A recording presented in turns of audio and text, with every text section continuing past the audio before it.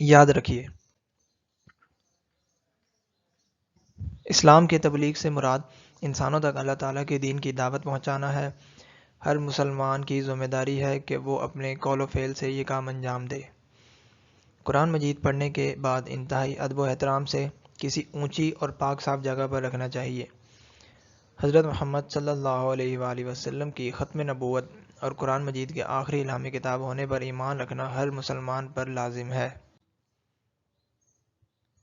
اسلام نے زندگی کے جن اوصاف کو اپنانے کی ہدایت کی ہے، ان میں سادہ زندگی گزارنے کو امتیازی حیثیت حاصل ہے۔